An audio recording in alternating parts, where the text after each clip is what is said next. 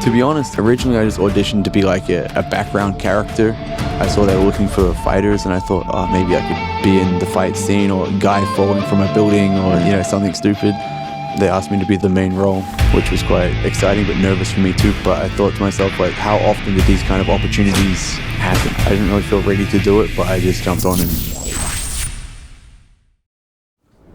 What's up, man? Hey, bro, how you doing? Doing good, man. A lot of things going on here. Mm-hmm. And finally, someone came from the martial arts background. Long time I don't see anybody. I remember your last fight, I think, was controversial. That's right.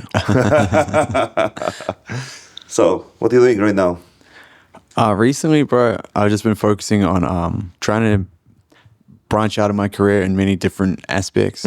Focusing not just on fighting, but also modeling, acting, trying to take over as many different niches as I can, perhaps. So that's more about getting more experience from the different things, network and things like this? That's right. And I think they compound together really well too. So getting the exposure from being in a movie helps you get bigger fights.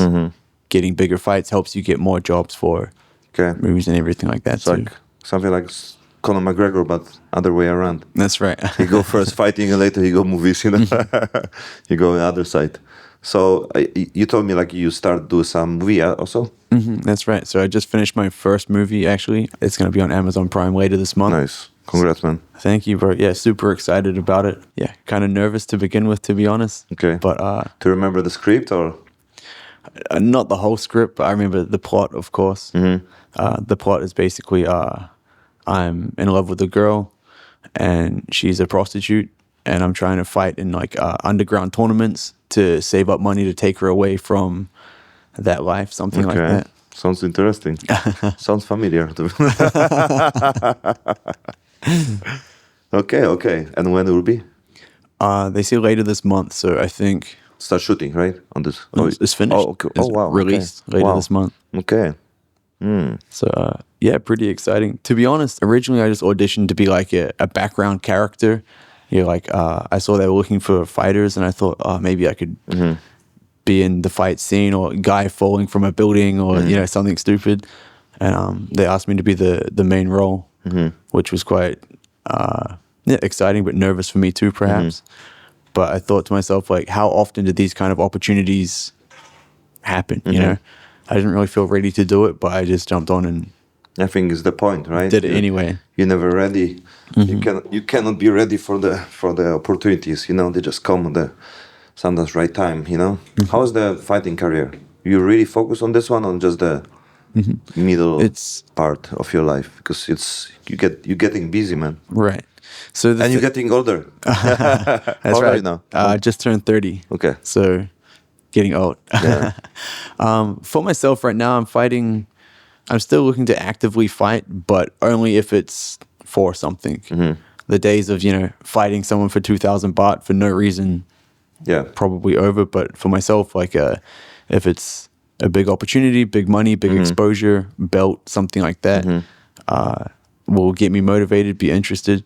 But if it's just fight for 2,000 baht at the local stadium, I'm not really that interested. And there's much more opportunities right now. Connect with the, different kind of events, federation, and go more, for the, I can say, and entertainment. That's great, because it's allowed many people to sometimes survive, which I'm always was fascinated because many people have amazing talent. Right. But they cannot focus on this, because they need to earn money. They need to daily hustle on other things. And most of the time it's ruined the career, even if they are great. Right. And if they just put much more attention, more energy, more power, then actually, they can go very, much farther or really be on the top of the game. Right. So when did you start your fighting career? I mean, like fight in general. I started training around 15, 16. I was still in high school. I had my first professional fight at, I think, 19. So I've been fighting over 10 years. And like you said, it's sad to see that some fighters are the best in the world, but they just haven't been able to connect the dots, which is why I think recently it's become more apparent that being a fighter, you are also an entertainer. sports is entertainment. If you're an athlete, you're an entertainer. So it's not just about who is the most entertaining for the 10, 15 minutes that you're in the cage, but also all of the most well-paid fighters are always doing something outside of fighting too, which is kind of how I started to branch out into trying to do, acting, modeling, things like this. Originally, it was just for the exposure, and now I kind of like it too. I'm kind of trying to develop, both careers too, perhaps. It's still art, It's still like the hustle and everything, getting connection, getting next deals and everything. That's most people don't see it. They can see podcasts, they don't see the hustle, they see the fight, they don't see all the work what must be done, Right. And even if sometimes it's the just middle journey, something what you do just to survive and to go to the next stage and everything, that's not visible at all, because it's every door open you to possibilities to another one, and I think that's why I think it's on you right now, like you looking, searching, because that's always visibility, every small steps allow you to meet someone, from the, production, movie, connection and everything. And I think you're on the right place. How you like Bangkok? Thank you. Yeah, I love Bangkok. I've been here in Thailand for about 8 years. About 8 years now. So I super love Thailand in general, Bangkok specifically. I'm from a really small town in the bottom of New Zealand called Oamaru. It's about 8,000 people.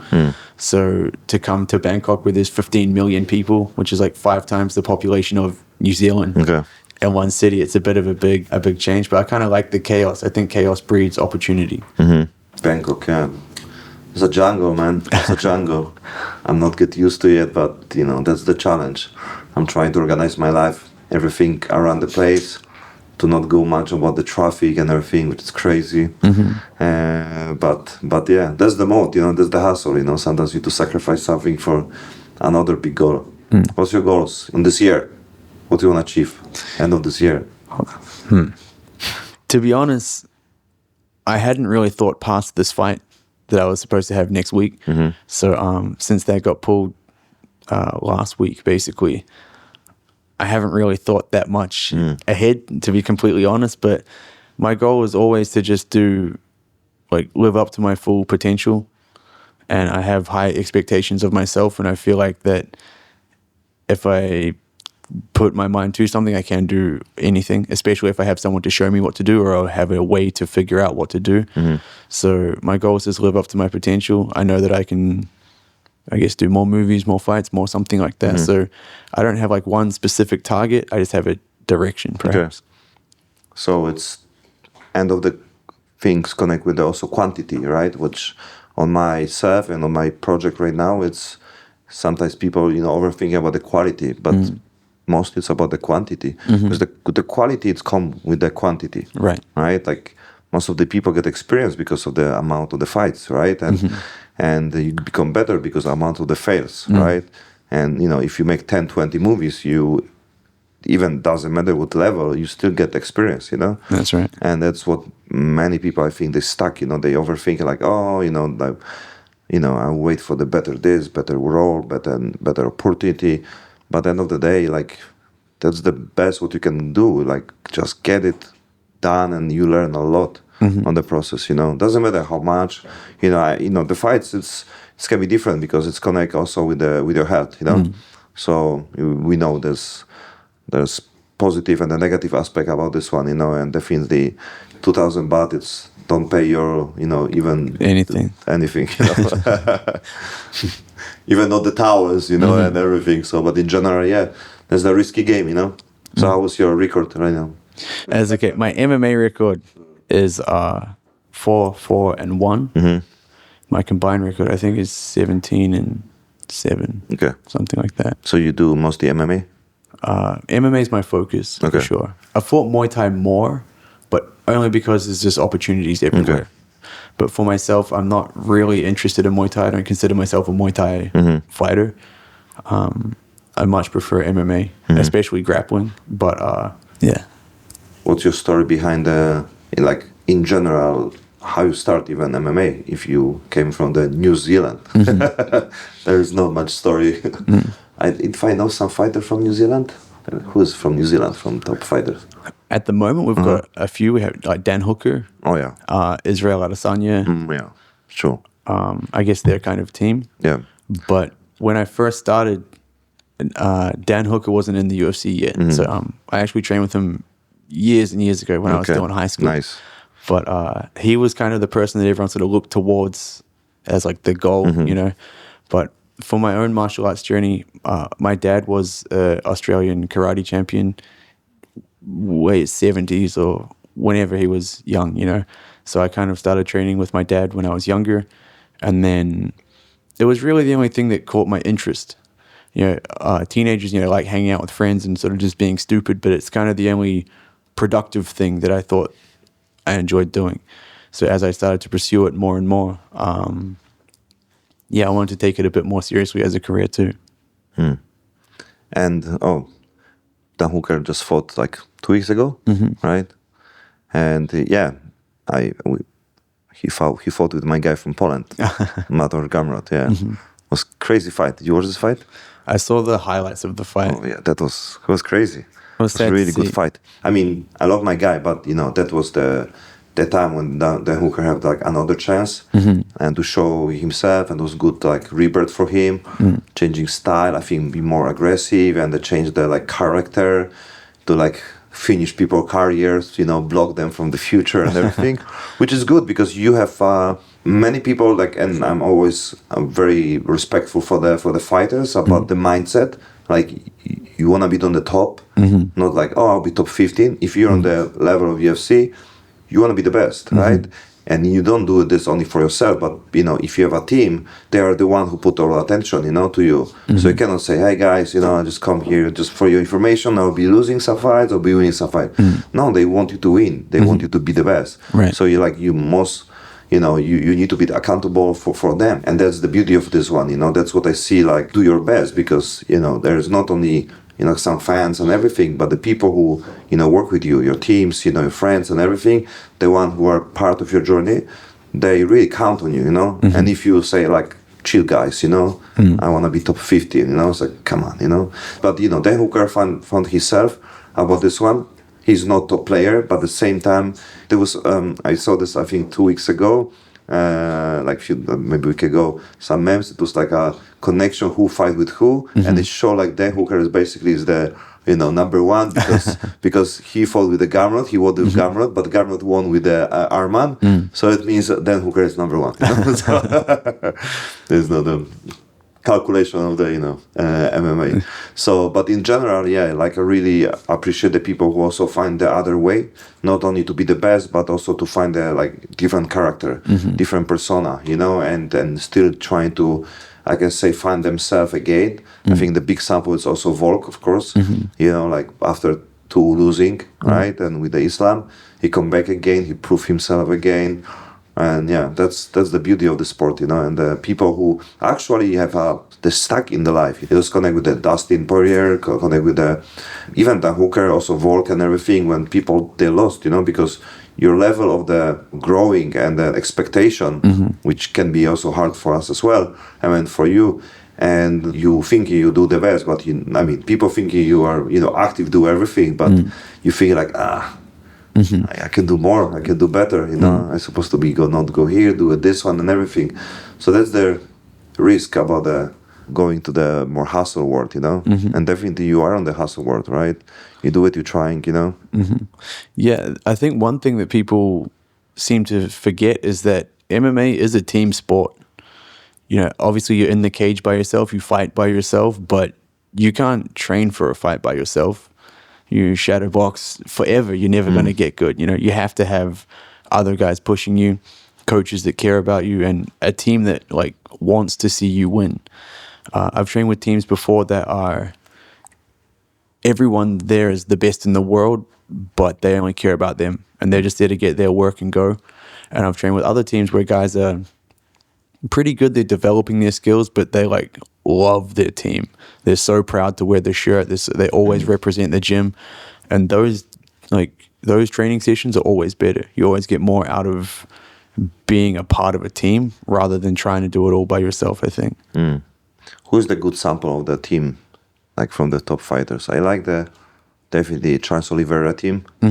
Like they're fucking awesome. Like the paint the hair, right? On the blonde, everyone, right? So much supportive and everything. In general, you see so much support, in general, like, between the people, between the fighters, very nice collabs, which is very good. Like at the Hooker have some events also in Thailand, right? It was connect with I think it was like a street fighting, Like the 1 part. minute scraps. Yeah. That was cool also, yeah. He's doing that, I think once a month in New Zealand at the moment. He just gets like, I think recently he had one that was like only convicts. So you have to have a criminal record. Oh, really? And you get in there and you fight for 1 minute. And there were guys that have like ankle bracelets on. Really? So yeah, it's pretty interesting. But the way he explained it to me was like, people can't focus for 15 minutes anymore because they just play TikTok all day. But they can watch a 1 minute fight. They're like, they can watch and he said, you don't even have to be that good because you don't have cardio, you don't have time to have technique. He's like, I can just put anyone in there and it'll be exciting for a minute. So, yeah, pretty cool. I think he puts 50K on the line for the winner. Yeah. So, I guess you have to adapt with the times, right? Oh, yeah, definitely. Like that's what people want to see. The entertainment is the part of the game. But at the same time, it's really, I guess, say it's positive aspect because many people know about sport in general. The Conor McGregor was the part of this one. Like, yeah, a lot of bullshit, a lot of trash talk, and later even downfall of him. But at the same time, big inspiration for many people and a big fight. Even if you take, Jake Paul and all the people like this, it still get people into the sport, I think, and more some sponsorship. People, fund gyms, put some money on to support other people, and I think it's good aspect about this one. 100%. I think that a lot of people, they like to hate on influencer boxing or Jake Paul or as an example, but I think when you think about it, like we said before, boxing's entertainment. These guys are more entertaining because they carry a bigger audience. Therefore, they're making really good money. I know a guy, I train with him here, and he said that he's a big YouTuber, and he said for his first boxing fight, he trained 6 weeks, he got 30,000 US. And I was like, what the fuck, I gotta open a YouTube channel, like, so you can't blame them. You kind of just have to play the game. If that's the rules of the game, then that's it. Some people sell out, and they think, oh, I'm just a fighter. I don't want to, like, I used to think that too. Like my first TV commercial, I had to be like an astronaut and speak Thai, and it was kind of goofy but fun. But I was like, I don't really want to do it. I'm a fighter. I'm not a astronaut, But I think if you play the game correctly, you can win. Yeah, and that's I think, I don't say problem, but it's the opinion and the haters and everything, right? But at the end of the day, you need to take care of yourself, of your family, of the people, and nobody can check and they pay your bills. So that's the other part. You can take the belt, but if you have a choice, if you have a $1 million, which just help your family, your daughter, your kids, and everything, and you have just belt and the great opinion and the great comments for 1 week, basically, right? What you choose, Yeah. And the end of the belt, it's not important if you have bigger purpose. When you're alone, yeah, great. But in general, everyone do this for money because it's connected. The belt is there. But if belt we will not connect with the benefits with the money, nobody will do just for the belt. Yeah, that's the obvious. There's always goal, there's always price and everything. But at the same time, we know that getting belt, it's no need to be connected with the money because it's still all about the building the character. That's what you do right now. You need to build your persona. You need to build your character. They need to recognize you outside, and some people just look on this part and they say, oh, this guy do something different. They can bring the audience, bring the people buy the tickets. What's happening right now? And you need to at least find someone who can build you the position. If not, you do it by yourself. But I know many fighters who are like, I have some manager, he take care of this one. You can lose or win, but we have many fighters, even sample Tony Ferguson, but of course he's a legend. But at the same time, if he don't have this persona and character and the story, I think he'll be kicked out faster than 7 fight lose straight. Right? Yeah, I definitely think so. And I think fighters get affected by criticism a lot. For me, I think it's weird in person. If someone sees an MMA, they see Tony Ferguson in person, they're never saying anything bad to him. But then when it's online, they go, what are you going to go to every person's house and go and beat them up because they said something on Facebook? It's kind of stupid, you know? So I guess you have to have like a bit of a thick skin, but at the same time, I kind of realized that the people that are commenting or hating or whatever online, they're the people that are not happy with themselves. Like, I went on a Thai dating show, I Take Me Out Thailand, a few years ago, and they posted in the newspaper back in New Zealand, and some of the comments were like really cool, and some of them are just talking shit, you know. And I thought about it, and I was like, I know that guy. He digs holes for a living. What the fuck am I going to care about what he's saying? You know what I mean? Like, okay, I'm still just going to be doing my thing in Thailand, living the dream, traveling, fighting. You can keep digging holes. Yeah. I hope you feel good about your comment. Yeah, that's the outcome. When you do something, you get more of the comments. In general, it's like you said, you think some fighter have the thin skin and they don't care much, but basically they do, and it's catch anybody. The people who just start the career, whenever one comment, they stop doing YouTube video, right? And I see this many times. They just count how many likes, and they're like, oh, I just get 1 like on the post means nobody like me, so I stop doing. And even top people who just get big fame and millions, and they still get some negative comments because maybe before they don't do something stupid, maybe nobody catch, whatever, and they still get traumatized and depression and everything. So it's catch absolutely everyone. Like it's around my circle, and I see like people listen more comments than people around them. Like I have my best friend at the time who shift our relationship completely because someone told him like, oh, be careful, this guy, he's like a coach, he cheating people and everything, and like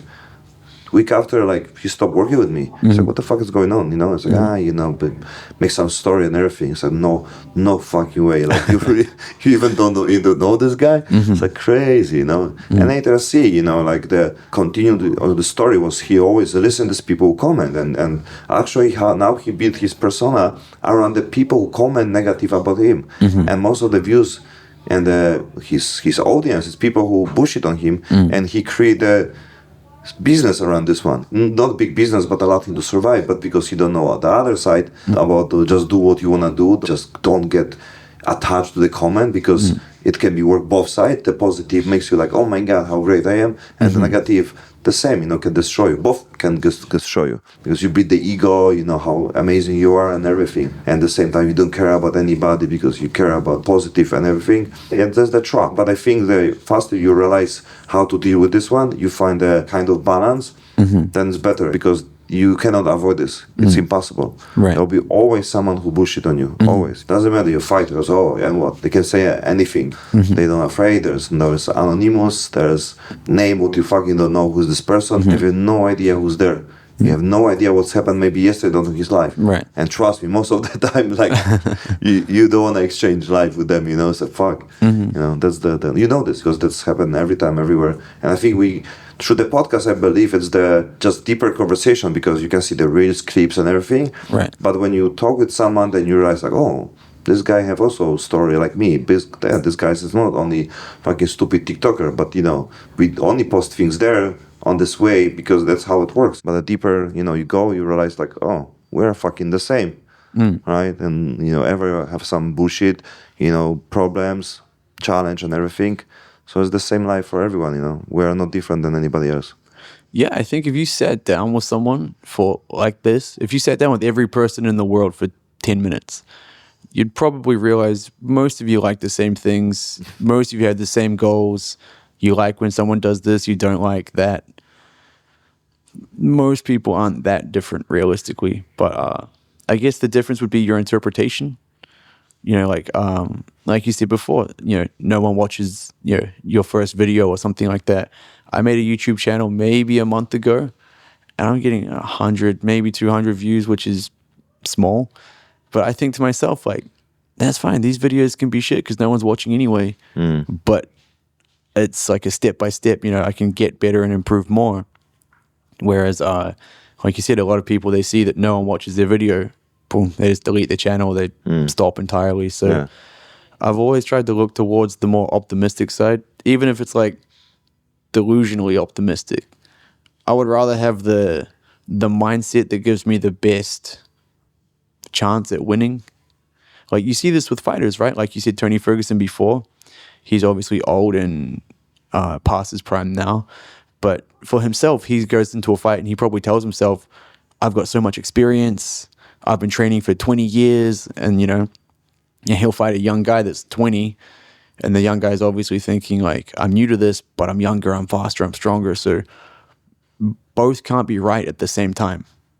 There's got to be something there. But choosing that you think you're going to win or choosing to continue to push through to make it work is really the only option you have other than quitting. You know what I mean? Yeah.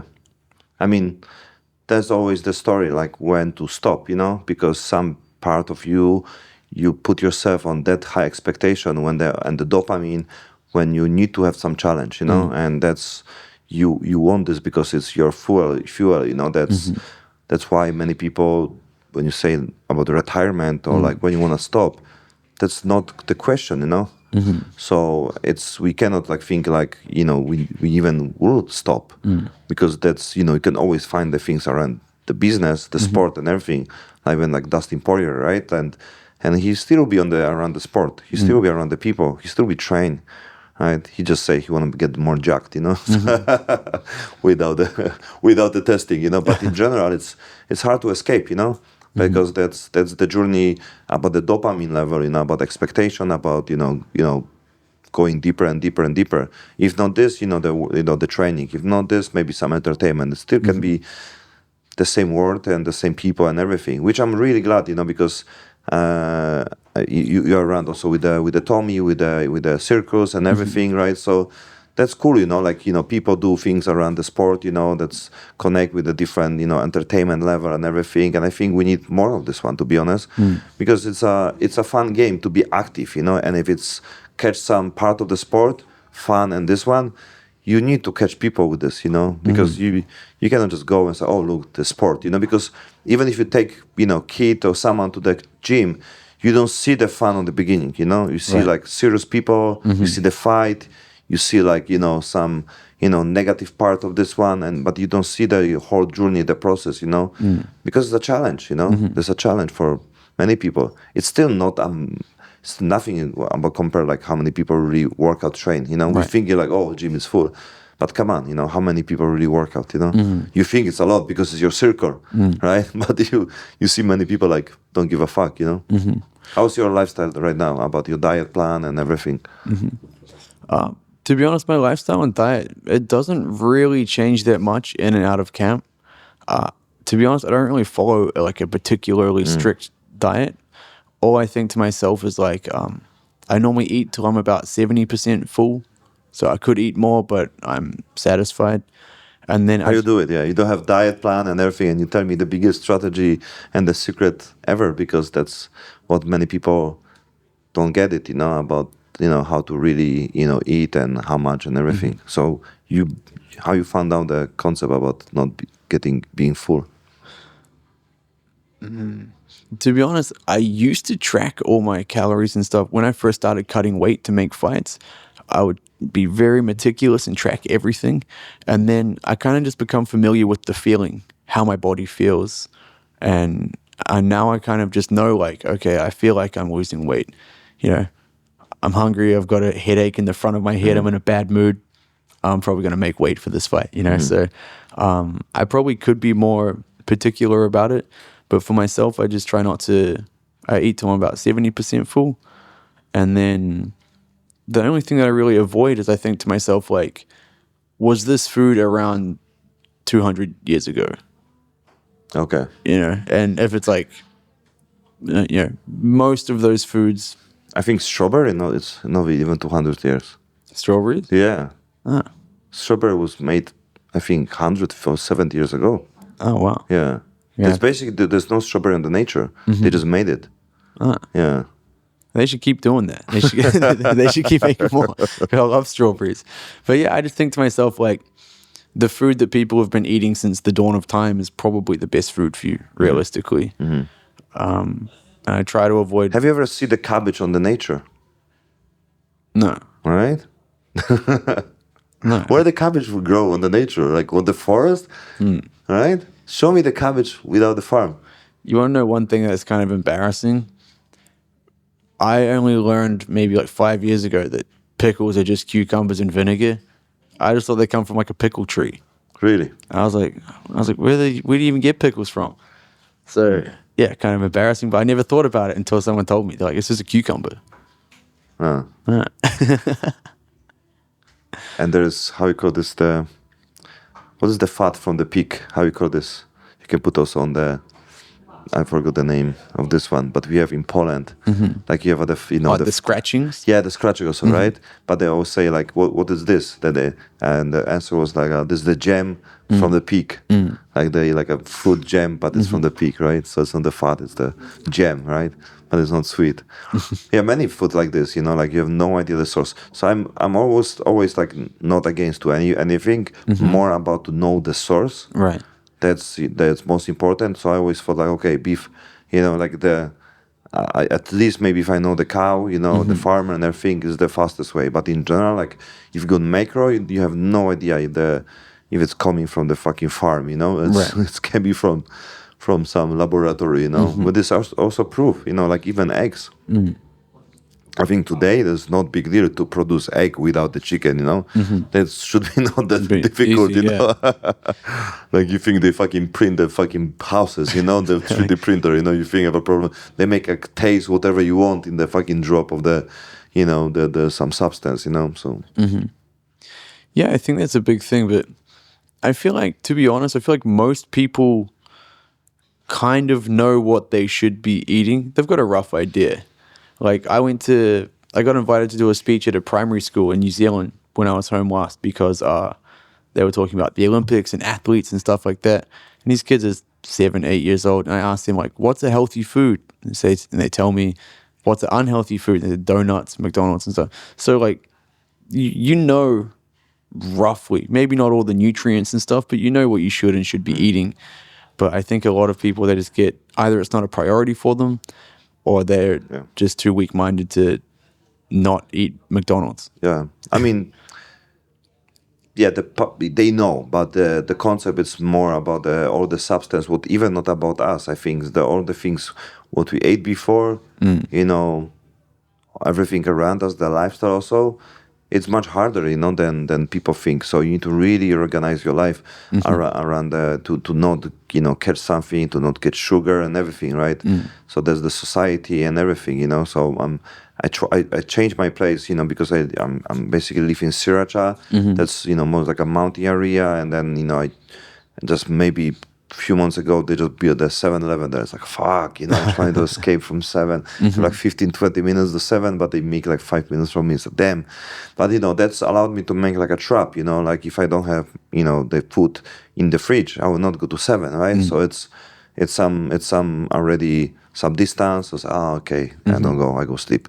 So I think it's important to make because I don't believe even discipline. I think it's the motivation and discipline, they both are bullshit, because you can have the best discipline, but if you all people who taking this, drinking this, eating this, it's very hard to avoid, doesn't matter the discipline, Right. So it's more about to change the environment, to change the structure of your life, to change the working hours, and change sometimes friends. So that's allowed you to get more trap, to not take it, because that's, I don't know if you know the book Atomic Habit, right? So that's mostly about this one. I read this like, oh fuck, that's exactly what I do, change location, change the place, change the environment and everything. And then I end up with the Bangkok having a club, fuck. But yeah, I met a guy who also have the many clubs in like New York, in Europe, and many places, like 6-7 different clubs, connect with the the food and everything. He said, well, when he started clubbing, he stopped drinking. When he started restaurant, he stopped eating, let's say it was about the meat, right? It's like, oh, okay, so I'm on the good direction, so I'll stop drinking if I have a club, but basically I'm switching, the club into the more healthy place, So you're on the radar right now?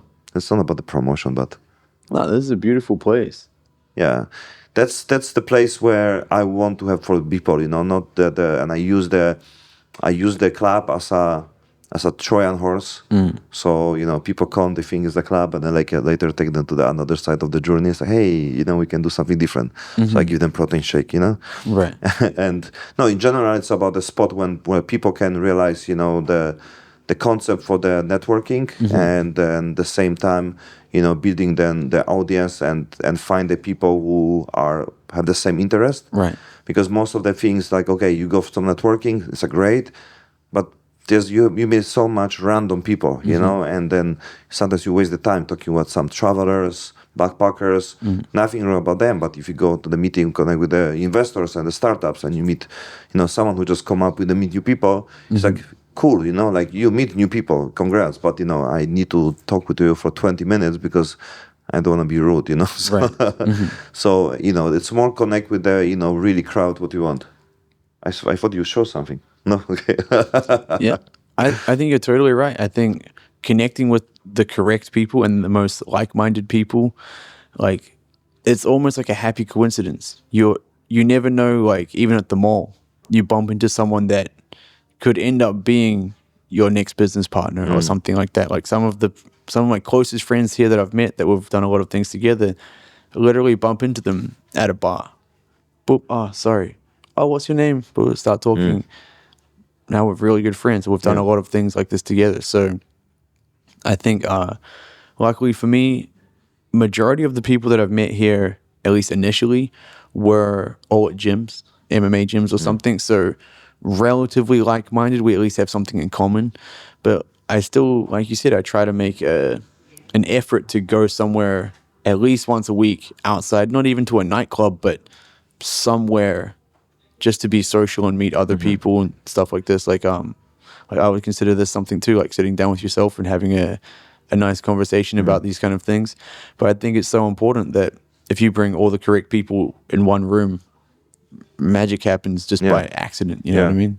That's you meet anyway, right? Sooner or later.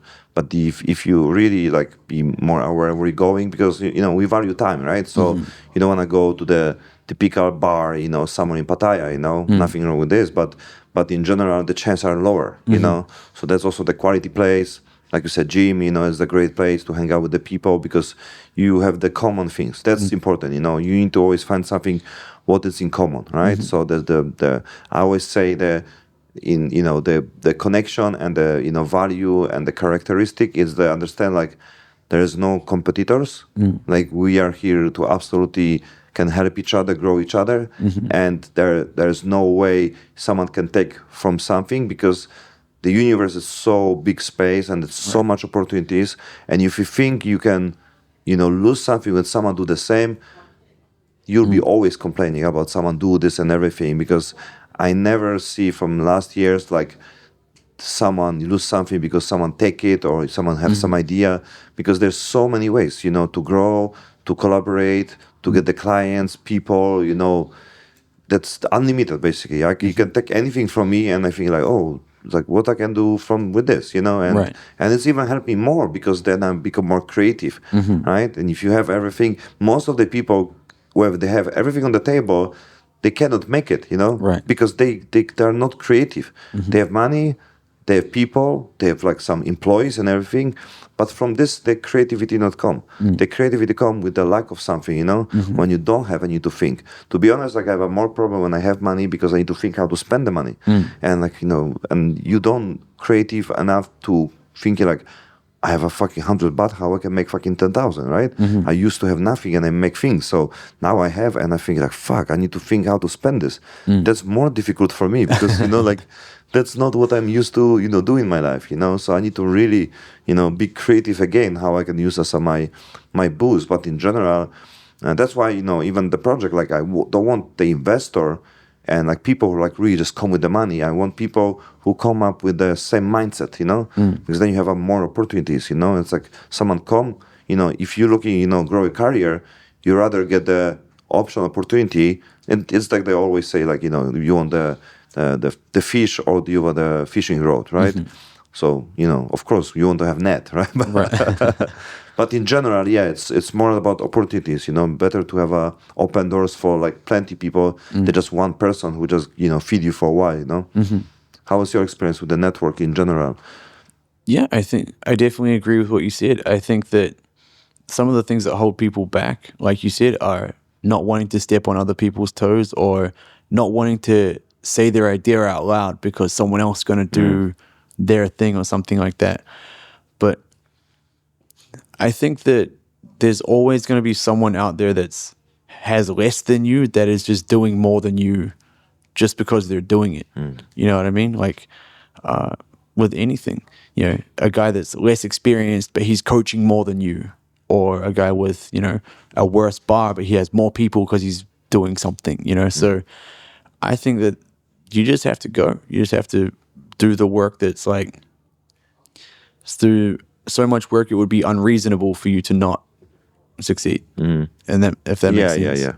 No, like just quantity, you know, the quantity, because it's also the timeline. You know, what do you mean not successful? Like, how long you tried? Right. 1 year? Come on, you know. So that's nothing, you know. I can say, you know, like I think about myself, like I'm basically put 15 years to be on position where I am. If it's a lot, I don't think so, you know. I think I'm super lucky to be like not happy. I can say, I don't say not happy, but because, you know, it was more about the perspective of other people. But in general, yeah, I get to the really, you know, full awareness spot, you know, after 15, 20 years almost, you know, journey around, you know, looking, searching and everything, when I realized the hard work is the key, to be honest, and not overthinking is the key, and, you know, stop looking and searching and educate yourself too much is the key, because many people just, you know, they're using the university as a spectrum to grow, right? Or they're using more workshop, you know, and they're using more, you know, more work to get more experience. But actually, you will never get experience, you know, for life, for the some opportunities, you know? Right. Like, many people, like I have the same with the BJJ. You know, when I went to my, you know, small gym in the Bangkok and Chonburi, and after 2 weeks, they, you know, I connect with some people, and then they ask me, "Hey, do you want to compete?" It's like, "Fuck me? What the fuck is this?" It's like and I said, "Okay," but I thought it's like a, you know, more like amateurs, fun and everything. And I meet all my people and I met before. It's like, fuck. They ask me like, what I'm doing here. It's like, I thought it's like, you know, some, I don't know, like local things, you know. I didn't know it's the summary shit, you know. And then I train like maybe really like 2, 3 maybe times, you know.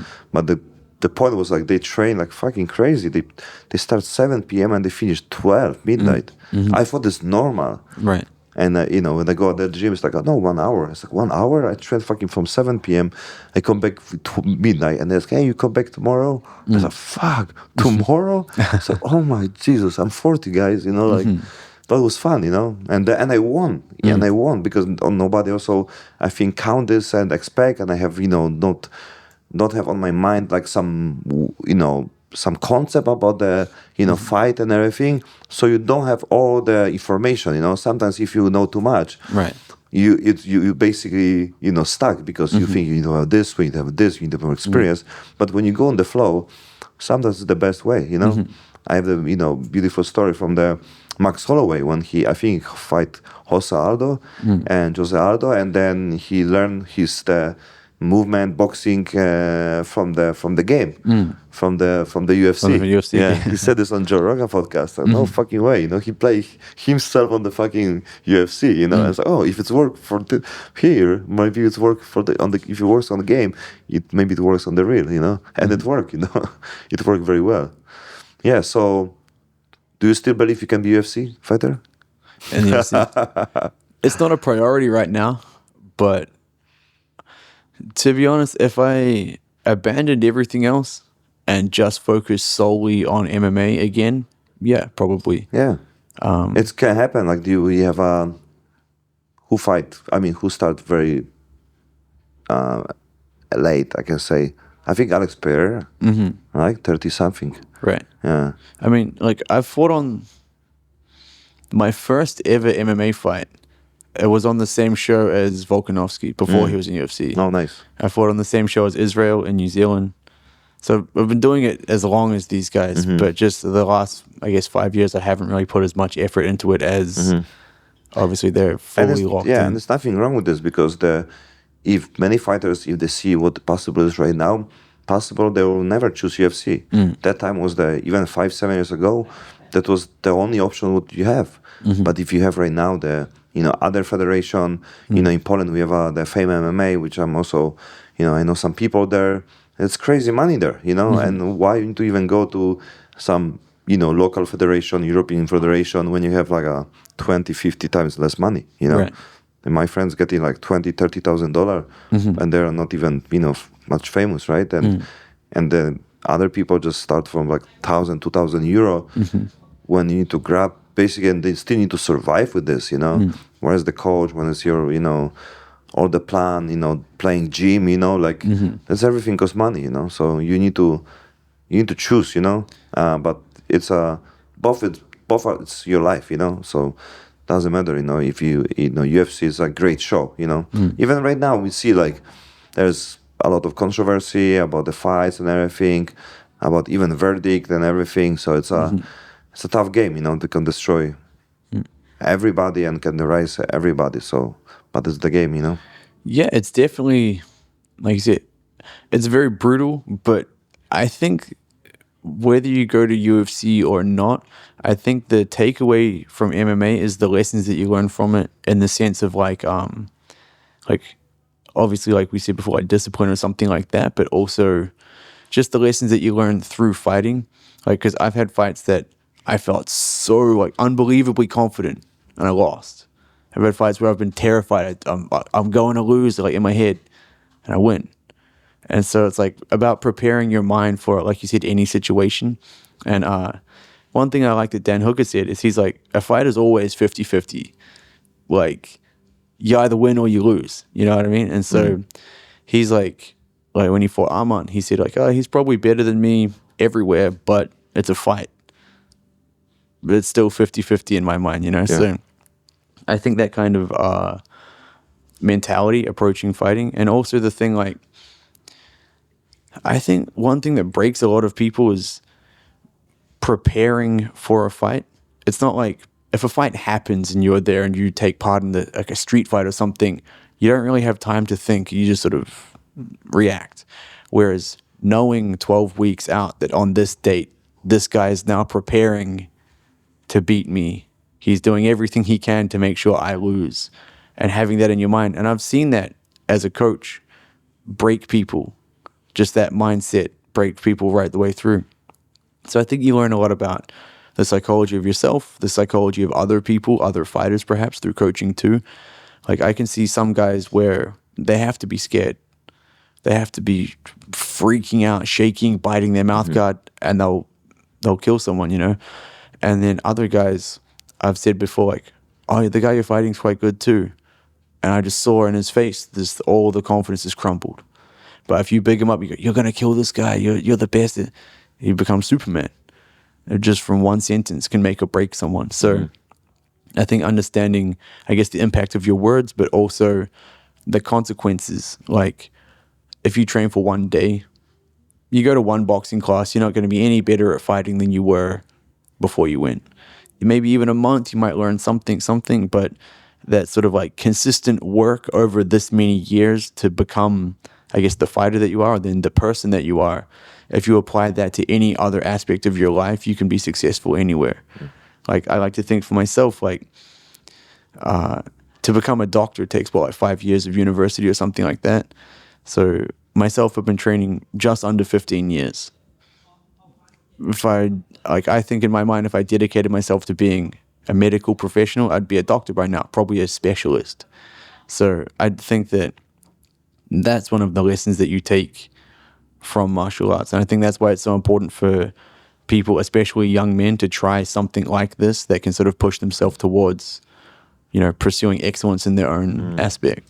Yeah, that's right. Because, we compare us, each other to the some top levels people, but you're right. Like, if you just take the experience and the time and effort and everything, you are like you said, you are the doctor, you are the professor, you are already, 15 years, do your craft, hustle, time, effort, money, investment and everything.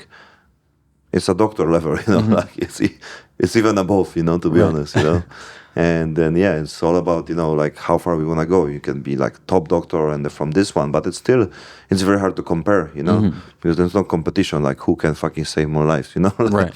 like, what's your score, What's your record? What's your record? Oh, like 28, to die and the 4 people survive. It's like, yeah, that would be funny, I feel like we should have that. You should go to your doctors and be like, all right, how many Yeah. people you killed? I want someone else. You should be able to rank them. They should have belts and stuff too. Yeah, that would be crazy, right? It's like, I just have some fights. Like last week, I was helped like 6 people in like fucking 1 week. But that's. I want to see the doctors have an interview. What happened? Oh, I didn't really feel that good today. My camp wasn't good. Killed the guy by accident. Like I want to see like a press conference for the doctors. That would be cool, man. I can maybe make podcasts, like Joe Rogan shit, so. It's like, and after fight, they're going with the microphone. So how was it? It's like, oh yeah, man, Joe, life is tough, I didn't prepare for myself. Like, why the iPhone? Why the iPhone? Yeah, that would be cool.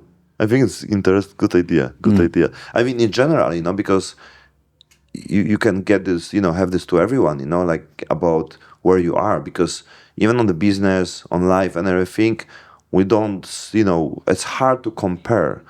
Because on the fight, okay, you prepare, you have a training, like it's very visible what you do, right? If you're on the UFC level, you mostly see what people do, right? Like in general, it's bullshit most of the time. 50% is not like this. They fucked up, 2 weeks ago. They do this shit, there's many things what it's not like you think, right? Right. And at the same time, you see at least some level and understanding what's going on. But you don't know really what's happening on other people's business, project, life. Right. And then you don't know. It's like, oh, actually the fucking doctor, buy his fucking license from other friend, like, Right. And basically like he was drunk for fucking last 5 years. And then, he passed the exam because, he was just smart about fucking copying things, which has happened, on my school the same, like we just pass. I don't know how I passed the fucking school. It was totally bullshit, just copy someone. It's like, oh, congratulations, like wow, right? So that's I think the podcast is part of this one. When you realize, when people start talking like real things, then you realize like, oh, this guy is not that what I expect, and they have a story. It works like this, and I see many things about the business. People tell me like, oh, you need to have this, you need to have this one. Nobody listens to this, and prepare. And so far, it's everything works other way around. It's not mean they're wrong. Maybe it's more real in their perspective, in their situation, but it's totally different. How many fighters, get, great deal opportunities. Someone see them and everything. They have, get that lucky, not lucky, and everything many times, But then many times, go other around, wrong judges score, wrong, opinion, this one, and they destroy all careers, So yeah, that's gonna be interesting, like to put the ranks. Yeah, I think it's something that like you can kind of see, especially with social media, like people only ever post the good side of themselves. They only post like even for me, like if I win, I'm posting about it forever, and if I lose, I'm like, don't worry about it. Next time I just post one photo and leave it. But I think that's a big reason, like we were saying before, people tend to compare themselves negatively to other people. Because if you see someone and you don't know their whole story, you just see that they have this car or this business or something. You go, wow, that guy must know everything. He must have every aspect of his life together. When realistically, he just fluked it. He's just guessing. And then he just ended up doing something. Bro, a lot of the things that I'm doing, I'm just making them up. Like with this movie that I just did, I hadn't done a single acting class. Nothing. Yeah. I was like, oh, okay, I can fight. It's an action movie. I'm just gonna have to wing it with the lines. You know what I mean? And to be honest, I wasn't really prepared for it. But I just I was like, I'll do it, and I'll learn. Like, I'll jump off the cliff, and I'll learn to fly on the way down. Yeah. Like some of the things, like one of the scenes, I have to cry. He's like, all right, bro, you got to cry. Go. I was like, just trying to push tears out. It was hard, but. It's kind of funny, actually. So I don't smoke. I've never smoked, right? But my character in the movie smokes. So I had to learn how to roll a cigarette and smoke and look casual, look natural doing it. But I remember having like my first puff. I was like, and I'm trying to, and my eyes start watering, and they're like, "Go use those tears, bro. Go, like that's the tears we need." So I have to try and just cry and act like I'm not dying from the smoke, you know. Okay, nice. So yeah, kind of interesting story, but like, I think you realize most people are just winging everything. Like I remember when I was a kid, I used to think like, when I'm an adult, I'll know, you know, my mom knows everything, my dad knows everything. Now I'm an adult, like my niece and nephew go like, "Oh, Uncle Jack, you're an adult," and I'm like, "You go and talk to my mom. Yeah. Go, you know, go talk to someone older than me. Like I'm still a kid in my mind." So, but they are kid also, you know, like our parents, their kid also. Right. They also think like this. But we treat them already like fuck. They know everything. They figure out everything. They should know everything, right? We don't know, right? no idea. Yeah. So that's the funny because we treat them like this, you know. The perception was like this, you know. But it's still most of the people, even our parents, don't figure out, you know. Like I mean, this one, like it's still like, you know, like yeah, do it this one, you know, like oh, have a dirty this. Oh, you put to the hot water, it's like you fucking repeat some shit, you know, what is it's not working, you know. Oh, everything will be okay. I like this in the things where I say, oh, don't worry, it'll be fine. Oh, this one, oh, it will go. And I do it this one because oh, thank you know, like you know, they respect this, and there's like a, you know, quite like placebo effect, right? And also the belief system, because it's like, yeah, what I must say, oh fuck, it will never disappear. Like no, it'll be okay, don't worry, you know, just put this something, you know, drink water, you know, it'll be fine.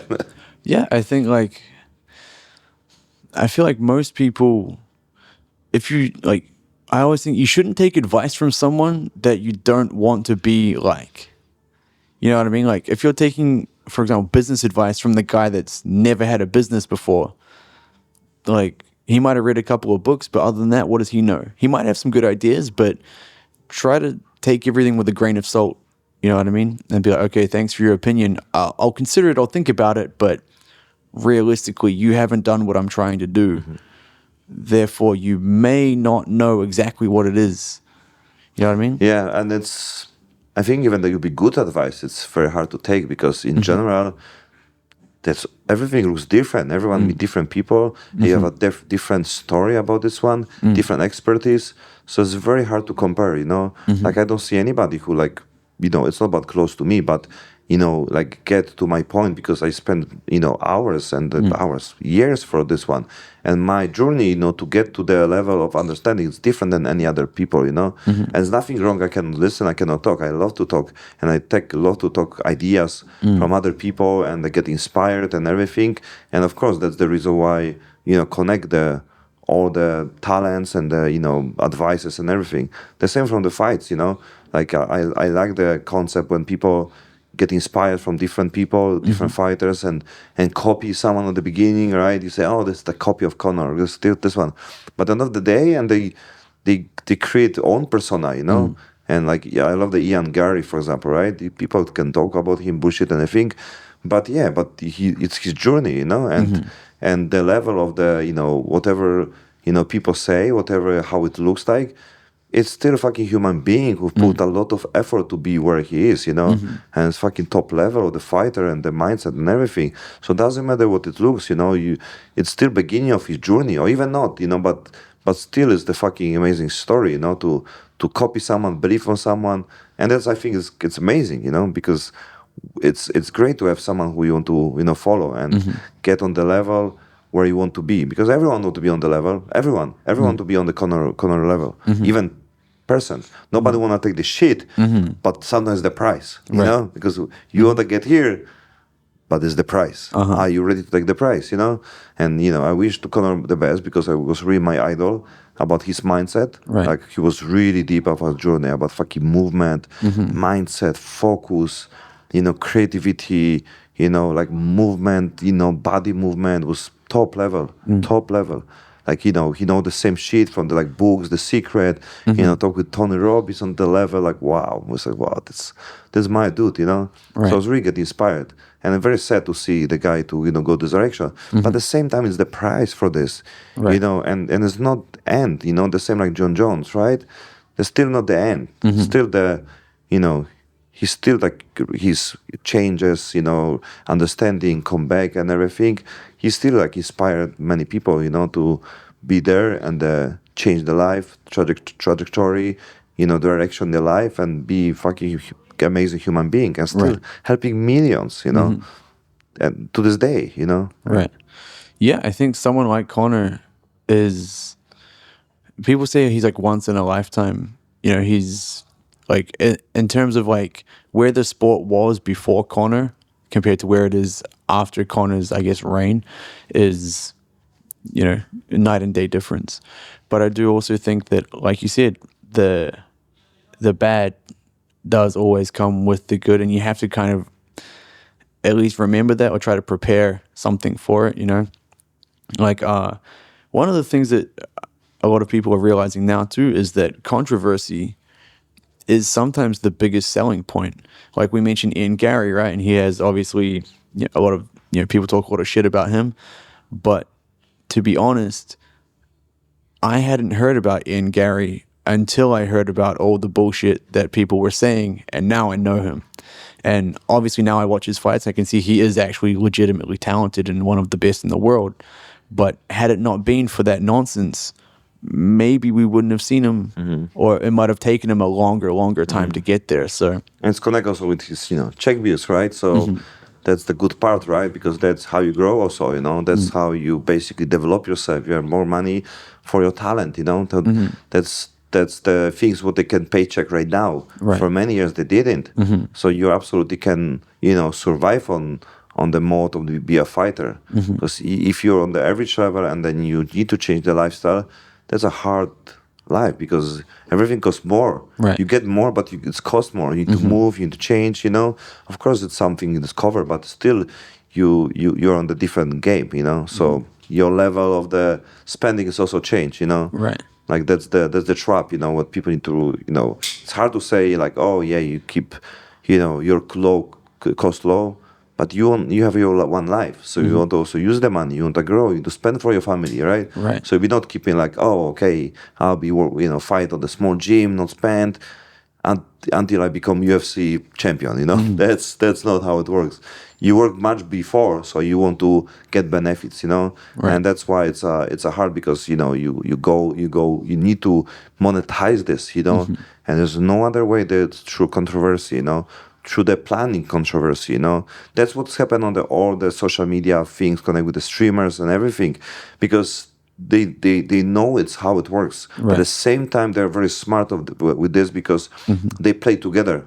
They, a lot of NDA, a lot of, contracts when they do it, some villa shit, bullshit each other and everything. Look, there's always the same people, right? There's always the same people, fighting each other. This one clips with this. Everything's planned.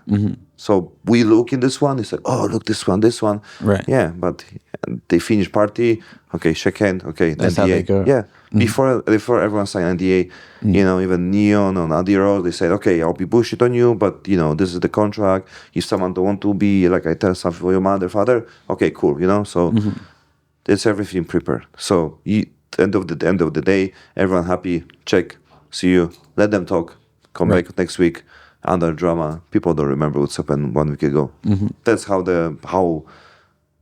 fast people forget, Right. Like you really think people will be thinking about what's happened in the fucking some clips, shorts, video, and the fucking 2 weeks ago. Everyone thinking about themselves. Nobody fucking thinks sitting. Oh, look this guy. Like for how long? 3 seconds. Right. Yeah, it's one of the things. Like even if you lose a fight, for example. For you, it's obviously heartbreaking. Oh, everyone's going to see, I got knocked out, something that's terrible. The next fight's literally directly after yours, and everyone just forgets. Yeah. And I used to sit there and be like torn up and be like, oh, I just got knocked out on TV. Millions of people saw it. And I was like, millions of people forgot. They got shit to do. They got to go to work. Yeah. They don't know who you are. But that kind of scripted drama has been around forever. Like even celebrities, they have the same manager, and so they go, okay, you guys are going to date now because you've got a movie coming up, and then right before the movie you guys are going to break up, and then the movie comes out and everyone's talking about you when they watch the movie, or they're like, there's scripted drama everywhere. Yeah, you need to play the game. Sometimes all the things connected to social media, you need to find I don't say all in, but it's very hard to play real if everyone use the fucking jokers, you know what I mean? So you need to find a way. If you see this, how social media works, I used to have the big account at 250,000. I bought 250,000 account Instagram purely for the connecting with the people, right? And people sending message, hey, can I promote myself on your page? And so it's only for DMs for other people so they can see, they can see my message. No, I want to buy promotion. I said, I don't sell any promotion. $500. It's fake. All the people are fake. You don't get anything. $1,000. It's like, bro, man, it's the fake things. I just bought this just to connect with other people because nobody fucking, read my message. I have fucking even 10,000, followers, So that's, they just reply me like maybe 2-3 times more, but faster, And there's still people like, can I buy promotion? Can I buy promotion? Like, oh my God. Like, even if people know, they still, because they connect this with some success and the money and everything, right? Maybe they just want to pretend, like they spend money for some promotion. I have no idea, but that's the thing. So like I said before, even if people know what to eat, they still people are aware, but it's harder to do it this one, People are aware how it works, but sometimes you need to, I can say, change your mindset for a while just to get to where you want to be, It's not about faking, it's not about lying, it's about you need to, use the same cards to play the same game, and later, if you're on the position, then you can say, it's like, yeah, I buy some followers, yeah, I use the fucking bots, yeah, I do it this one to get more attention, so later you can see me and then where you are, so that's you need to do it, or maybe find a way to understand how the game works, because if you fucking have, Toyota and you race with the Porsche, yeah, I like to, race with the cars, faster than me, but only when I'm like slightly like less, let's say faster, like still competitive, right? But if I have the fast car, I used to have like, faster BMW and like, oh fuck, like everyone lose, and like no competition. I don't feel great because, well, how they can win with me don't make sense, right? But then when I have a bigger car, slower car, and I win with some BMW, yeah, that's the fun, That's the difference, right? Yeah, that must be the same game. That's why if you play with the big players, you need to play with them, and later you can change the trajectory, the plan, and everything. But you need to, and the same things you need to know how to leverage your life because in the speed up, because in other case, the old school way not working, So how to make more? Like you said, the trick is like do more. Basically, the trick is do more. The post more, do more, appear on the more places and everything. As fast you can, make the scale not only from your work, but maybe some other work, someone can promote you. Say, hey, how many channels you have? 100. Okay. Like many top people make the clippers, which is very important. It's what we make as well. Like they get the clippers, pay them for the views so they can promote your channels, right? And everyone win. They get money, you get more fame, and but I'm talking about the real people, right? So then you have more people around your circle, not only more views, right? Because there's many people just buy the views, but they don't understand like, oh, but there's no money sometimes when you have a lot of views, especially the fake one, right? What's up on Instagram? I was like, oh wow, amazing, but I meet so many people on the game and like there's no money there. Like zero, like you have just views but no money. And people have like million on the Twitter, million on the Instagram, and absolutely no money. But you thinking there's money, and that's why many people try and copy, because they don't understand the game, They don't understand UFC fighters are money. It's like, oh, really? Right. Like not on the beginning. Some of them maybe. Some of them, yeah. And still the cost of the all journeys is high, It's high because if you count like $50,000. One time a year, sometimes fights, right? You get bonuses, say 50 and 50. That's even a bonus, right? $50,000 a year.